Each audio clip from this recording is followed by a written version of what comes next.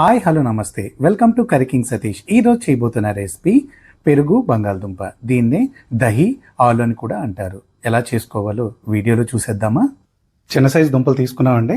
మనం 2 పీసెస్ కింద కట్ చేసేసుకుందాం.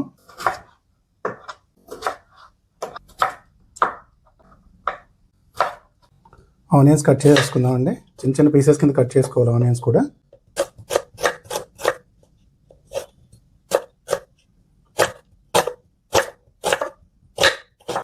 పచ్చిమిరపకాయలు కూడా చిన్న చిన్న పీసెస్ కింద కట్ చేసేసుకుందాం.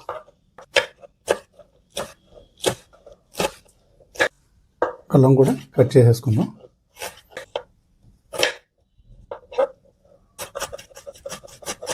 ఇలా కట్ చేసేసుకుందామండి.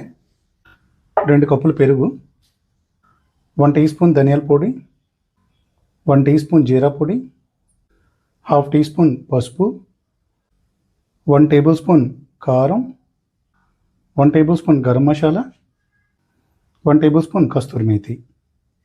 పెరుగులో బాగా మిక్స్ అయ్యే విధంగా కలిపేసుకుందాం. బాగా మిక్స్ అయిపోయిందండి. దీన్ని తీసి పక్కన పెట్టేసుకుందాం. కడాయిలో 3 టేబుల్ స్పూన్ ఆయిల్ వేసేసుకుందాం. పచ్చిదుంపలు వేపేసుకుందాం. 1/2 టేబుల్ స్పూన్ సాల్ట్ వేసేసుకుందామండి. దుంప కొద్దిగా వేగంగా ఉడుకుతుంది. 1/2 టీ స్పూన్ పసుపు కూడా వేసుకుందాం. దుంపని కాస్త గోల్డెన్ కలర్ వచ్చినంత వరకు మనం వేపుకుందామండి. దుంపలు గోల్డెన్ కలర్లోకి వచ్చాయి. తీసి పక్కన పెట్టేసుకుందాం. సేమ్ ఆయిల్నే నేను యూజ్ చేస్తానండి. 2 బిర్యానీ ఆకులు, 1 టేబుల్ స్పూన్ జీలకర్ర, కాస్త అల్లం,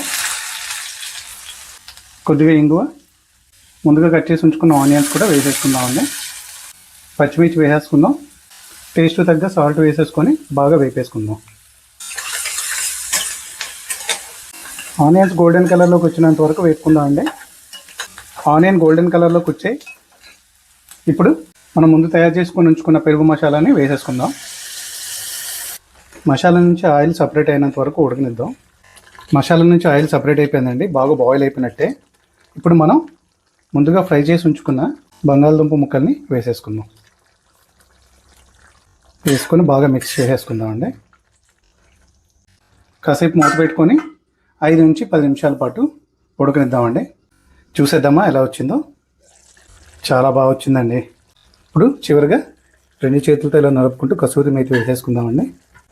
అలాగే పైన కొత్తిమీర కూడా వేసేసుకుందాం. అంతే అండి, పెరుగు బంగాళదుంప కర్రీ రెడీ అయిపోయిందండి. దీన్నే దహి ఆలు అని కూడా అంటారు. ఇది బగారా రైస్ కానీ, చపాతీలోకి కానీ, పూరీలోకి కానీ, వెజ్ బిర్యానీలో కానీ చాలా బాగుంటుందండి. మీరు కూడా ట్రై చేసి ఎలా వచ్చిందో కామెంట్ బాక్స్లో కామెంట్ చేయండి.